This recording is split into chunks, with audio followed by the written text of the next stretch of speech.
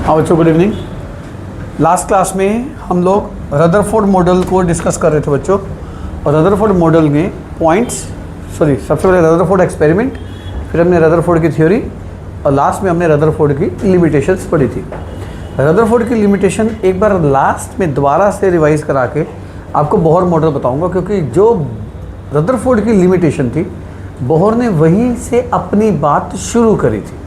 Rutherford ने ये कहा था कि जब इलेक्ट्रॉन रिवॉल्व करेगा it will lose its energy and will ultimately comes closer to the nucleus and will ultimately fall into it. तो it means Rutherford was unable to explain stability of an atom. ये बात हमने last class में कर ली थी। इसके बाद जब बोहर आया, नील बोहर, जब नील बोहर आया उसने अपना एक मॉडल दिया, उसको कहा गया Bohr model of an atom. उसको कहा गया Bohr model of an atom. देखो, बोहर ने ये कहा कि सेंटर में जो न्यूक्लियस होता है उसके अराउंड जब इलेक्ट्रॉन रिवॉल्व करते हैं वो इलेक्ट्रॉन एक फिक्स्ड पाथ में घूमते हैं।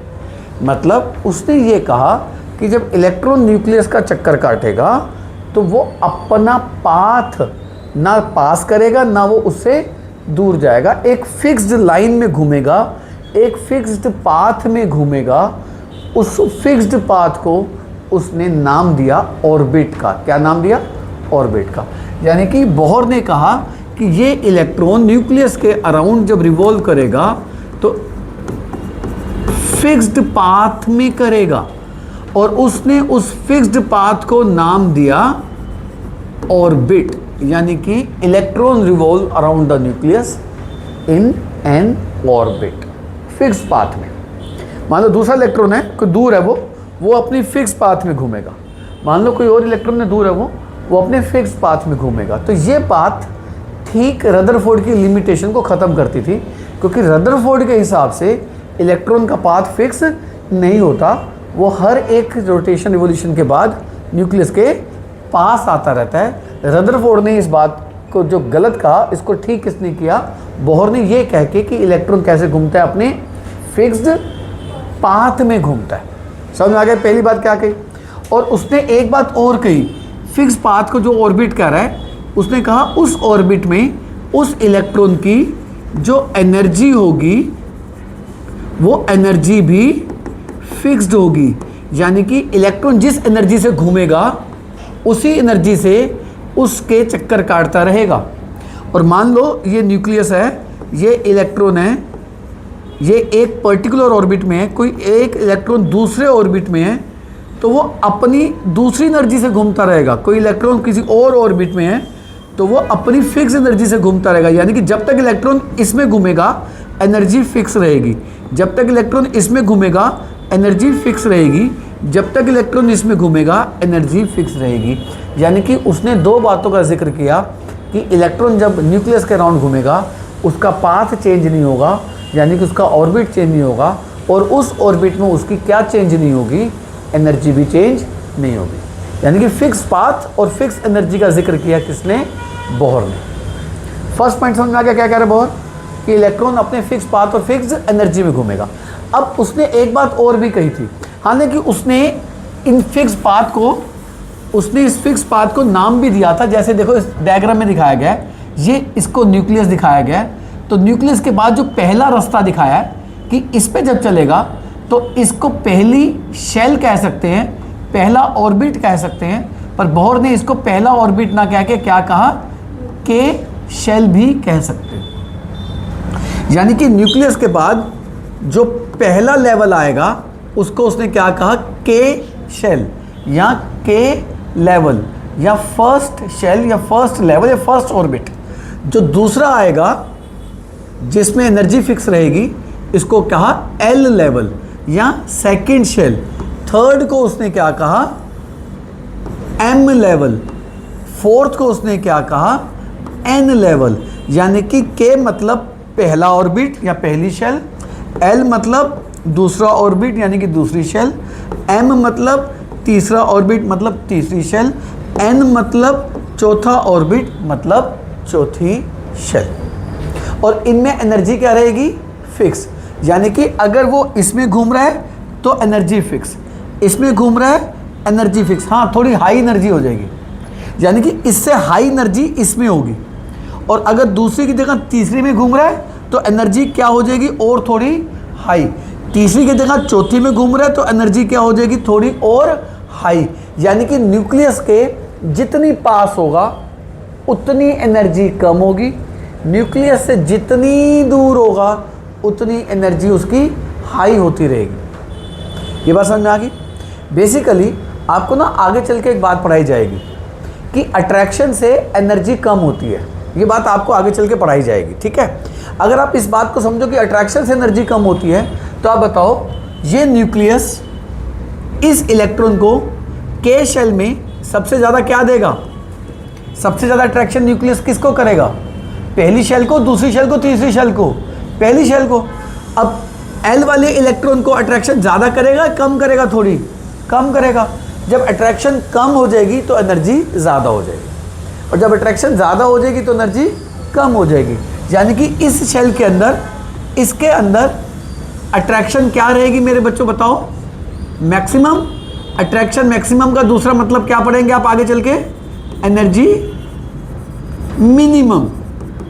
तो बताओ सबसे कम एनर्जी कौन सी शेल में होगी? पहली शेल में। कारण पहली शेल में अट्रैक्शन ज़्यादा, एनर्जी कम। फिर अट्रैक्शन कम, एनर्जी ज़्यादा। फिर अट्रैक्शन और कम, एनर्जी ज़्यादा। फिर अट्रैक्शन और कम, एनर्जी और ज़्यादा। जैसे आप क्लास में बैठे होते हो तो क्लास में टीचर सबसे ज़्यादा होल्ड किन पे रखता है? जो आगे बैठे हैं, सबसे ज़्यादा अट्रैक्ट उनको करता है, क्या लिख रहे हैं क्या नहीं लिख रहे। और पीछे वाले बच्चों पे ध्यान ज़्यादा होता है कम होता है? लिख भी रहे हैं नहीं लिख रहे पता नहीं चलता, कॉपी खोली है नहीं खोली पता नहीं चलता। तो ठीक ऐसे न्यूक्लियस का सबसे कम अट्रैक्शन किन पे होती है? जो दूर होते हैं। दूर होंगे तो एनर्जी ज़्यादा, पास होंगे एनर्जी कम। एनर्जी कम मतलब अट्रैक्शन ज़्यादा। समझ में आ गया बच्चे?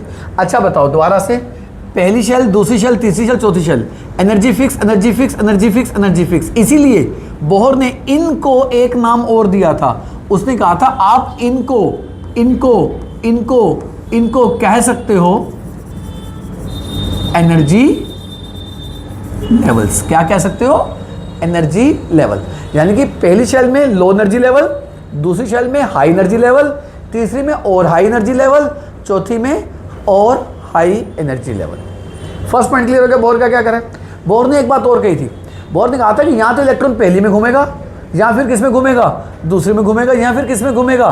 तीसरी में घूमेगा, या फिर किस में घूमेगा? चौथी में घूमेगा। ये नहीं है कि पहली और दूसरी के बीच में भी घूमेगा, ये नहीं है कि दूसरी और तीसरी के बीच में भी घूमेगा, ये नहीं है कि तीसरी और चौथी के बीच में भी घूमेगा। घूमेगा तो कहाँ घूमेगा? या तो इधर, या तो इधर, या इधर, या इधर। ये नहीं है कि इन बिटवीन घूम रहा है ना, ये नहीं है कि इन बिटवीन घूम रहा है ना, ये नहीं है कि इन बिटवीन घूम रहा है ना, ये नहीं है कि इन बिटवीन घूम रहा है ना। यहाँ तो इलेक्ट्रॉन पहली में घूमेगा, या दूसरी में, या तीसरी में, या चौथी में, एंड सो अंदर नहीं घूम सकता। और हर लेवल में क्या रहेगी उसकी एनर्जी? फिक्स। और दोबारा से जितनी पास होगा एनर्जी कम, जितनी दूर होगा एनर्जी ज़्यादा। ये बात याद रहेगी बच्चे? क्या वो इन बिटवीन द लेवल घूम सकता है? ना। फिर बोहर ने एक और बात कही। बोहर ने कहा कि हर शेल के अंदर इलेक्ट्रॉन फिक्स होते हैं। हर शेल एक लिमिटेड नंबर ऑफ इलेक्ट्रॉन को अपने अंदर बिठा सकती है, ये नहीं है कि जितने मर्जी बिठा ले। बोहर ने वो फॉर्मूला दिया कि मैक्सिमम इलेक्ट्रॉन इन एन शेल में बी 2n², मतलब 2n² का फॉर्मूला दिया। और ये कहा कि इस फॉर्मूले से इलेक्ट्रॉन एक शेल में जा सकते हैं। मतलब अगर मान लो n की वैल्यू 1 है, what is the value? n means, n का मतलब कौन सी शेल होती है जल्दी बताओ? k। तो k में कितने इलेक्ट्रॉन आ सकते हैं? उसने कहा 2n², मतलब 2 × 1 का स्क्वायर। कितना आ गया? तो पहली शेल में कितने इलेक्ट्रॉन भर सकते हो जल्दी बताओ आप? मैक्सिमम 2 भर सकते हो। जैसे एक इलेक्ट्रॉन यहाँ लगा दो, एक यहाँ लगा दो। अब जैसे आप n को 2 पुट करके देखो, n को 2 पुट करो, 2 पुट करने का मतलब क्या? कौन सी शेल आ गई? L शेल आ गई। 2 × 2 का स्क्वायर, 2 × 2 का स्क्वायर क्या आ जाएगा? 4 इंटू 2 क्या आ जाएगा 8 इलेक्ट्रॉन, यानी कि दूसरी शेल में कितने इलेक्ट्रॉन भर सकते हो आप 8। जैसे 1 2 3 4 5 6 7 8 ऐसे भर सकते हो एंड सो ऑन। समझ में आ गया बच्चे। थर्ड में कितने आ सकते हैं इस हिसाब से बताना जरा। थर्ड में आ सकते हैं 2 इंटू 3 का स्क्वायर 18, पर रखते हम 80 हैं। कितने रखते हैं 80 रखते हैं, पर आ कितने सकते हैं 80। जैसे मैं कहूँ क्लास में 40 सीटें हैं पर हम बच्चे रखेंगे 10 फॉर एग्जांपल, तो 10 ही रहेंगे चाहे 40 सीटें हैं। तो ऐसे थर्ड में सीटें कितनी पड़ी हैं 18, पर आते कितने हैं 80 आते हैं। आगे चल के इसकी बात भी हम करेंगे। बात समझ आ गई बच्चे। तो बोर की थ्योरी को अंडरलाइन कर लें। आ जाओ, पहला पॉइंट क्या कह रहा है बोर, इसको हटा देता हूं मैं। देखो जी, बोर का पहला point, electron do not move randomly around the nucleus. क्या कह रहा है, इलेक्ट्रॉन ऐसे इधर उधर नहीं घूमते randomly, but follow fixed circular path. क्या पाथ फॉलो करते हैं, फिक्स्ड। कौन सा पाथ, सर्कुलर। उसको उसने क्या कहा, ऑर्बिट, या क्या कहा शेल, या क्या कहा स्टेशनरी स्टेट। 3 नाम दे रहा है वो, कह रहा है फिक्स जगह पे घूमते हैं, स्टेशनरी स्टेट या ऑर्बिट या शेल। शेल के नाम क्या दिए, K shell, L shell, M shell, N shell. पहली शेल, दूसरी शेल, तीसरी शेल, चौथी शेल, ठीक है। और उसमें एनर्जी क्या रहती है उनकी, fixed. Electron has fix energy, so therefore these shells are also called energy level. तो क्वेश्चन क्या आ सकता है, why these shells are called energy level. क्या जवाब दोगे, these shells are called energy levels because in these shells energy of electron is fixed. ठीक है जी, ये इसका आंसर है। और उसने क्या नाम दिया, K L M N 1 2 3 4। Second point मैंने क्या कहा, सेकेंड पॉइंट, इलेक्ट्रॉन किस में घूमेगा, फिक्स लेवल में, अंदर नहीं घूमेगा उनके। क्या कह रहा है, electron can revolve only in allowed state, जो अलाउड है, पहली अलाउड है, दूसरी अलाउड है, तीसरी अलाउड है, नॉट इन बिटवीन देम। क्या मतलब है, नॉट इन बिटवीन देम, उनके बीच में नहीं घूम सकता। आगे देखिए क्या कह रहा है, while moving in a fixed shell electron does not lose energy. क्या मतलब है, अगर इलेक्ट्रॉन मान लो पहली में घूम रहा है तो क्या पहली में घूमते हुए एनर्जी लूज करेगा ना। दूसरी में घूम रहा है, क्या दूसरी में घूमते हुए एनर्जी लूज करेगा ना, हाँ एनर्जी हाई होगी। तीसरी में घूम रहा है, तीसरी में घूमते वक्त एनर्जी लूज करेगा ना, हाँ एनर्जी और ज़्यादा हाई होगी पर एनर्जी लूज नहीं करेगा। तो अभी तक क्या सीखा, इलेक्ट्रॉन किस में घूमते हैं, फिक्स पाथ में। फिक्स पाथ को क्या कहता है, स्टेशनरी स्टेट, शेल या ऑर्बिट। दूसरी बात, उनमें उनकी एनर्जी क्या होती है, फिक्स। तीसरी बात, इलेक्ट्रॉन उन्हीं में घूमेगा, उनके इन बिटवीन नहीं घूमेगा और अपनी एनर्जी को चेंज नहीं करेगा।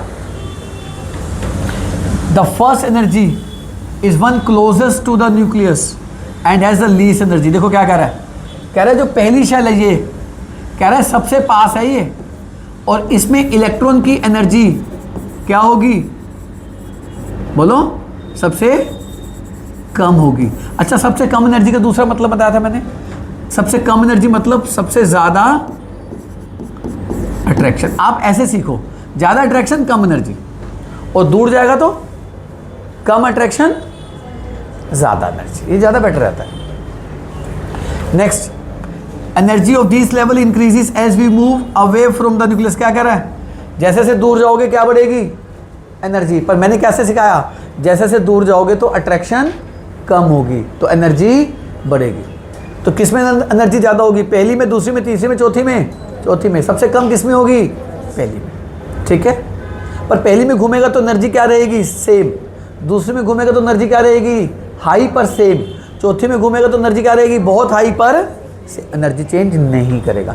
पर यहाँ पर एक बहुत इंपॉर्टेंट बात आती है बच्चों, ध्यान से समझना, ध्यान से समझना, ये बात सीखनी बहुत ज़रूरी है और इसी में ही बोहर का अगला पॉइंट है। देखो जरा ध्यान से, मान लो मैं कह रहा हूँ, मान लो ये न्यूक्लियस है और ये पहली शेल है, पहली शेल, के शेल, इसमें इलेक्ट्रॉन की कुछ ना कुछ क्या होगी, एनर्जी। मान लो ये दूसरी शेल है, दूसरी शेल में एनर्जी क्या होगी, थोड़ी हाई। तीसरी शेल है, तीसरी शेल में एनर्जी क्या हो जाएगी, और थोड़ी हाई। जैसे से दूर जा रहा है क्या बढ़ रही है इलेक्ट्रॉन की एनर्जी इंक्रीज हो रही है। चौथी शेल है, एनर्जी क्या होगी, बोलो बोलो, और ज़्यादा हाई। ठीक है मेरे बच्चे, इतनी बात समझ में आई। देखो बच्चे, अब ध्यान से समझना इस बात को। मान लो इलेक्ट्रॉन जो पहली शेल में था, मान लो, मैं कह रहा हूं मान लो उसकी एनर्जी थी 100। मान लो उसकी एनर्जी कितनी थी बच्चों, 100। जब वो दूसरी में था, मान लो उसकी एनर्जी थी 500। थोड़ी ज़्यादा होगी, क्या होगी, थोड़ी ज़्यादा होगी। मान लो तीसरी में उसकी एनर्जी थी 800। बताना ज़्यादा होगी कम होगी, और ज़्यादा होगी। मान लो चौथी में आते आते उसकी एनर्जी हो गई और 900 जूल। बताओ और ज़्यादा होगी कम हो गई, ज़्यादा हो गई।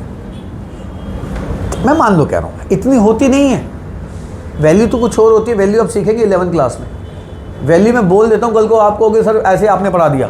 वैल्यू ये होती है -2.18 10⁻⁻18 डिवाइडेड बाई n² जूल पर एटम।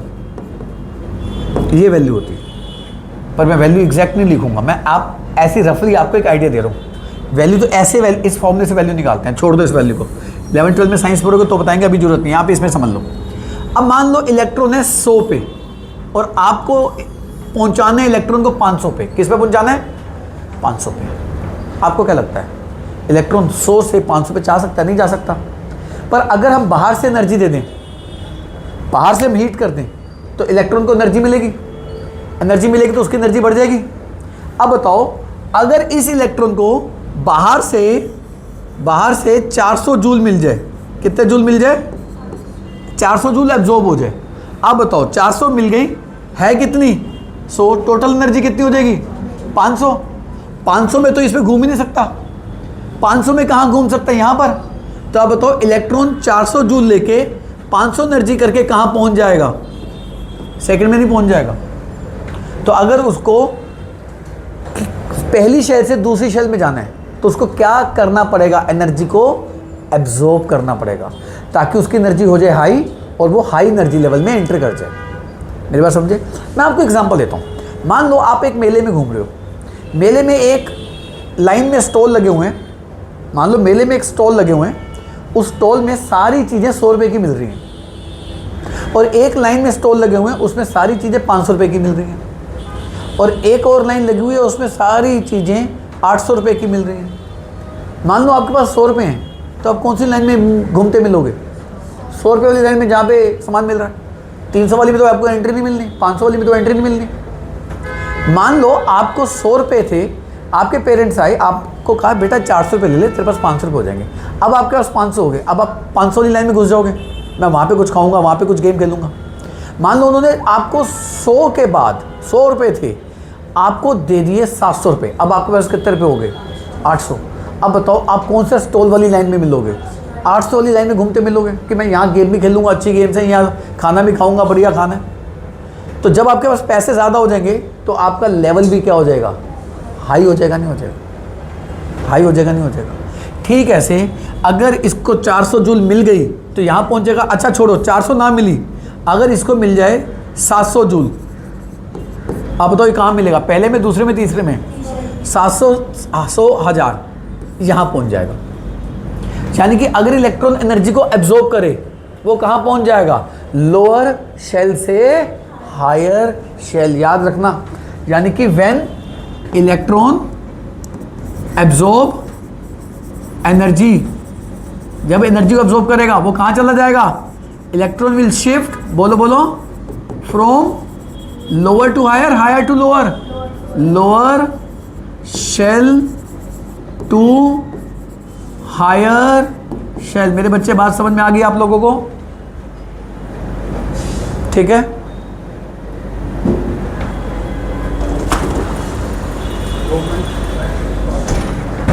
बच्चों बताओ समझ में आ गई बात।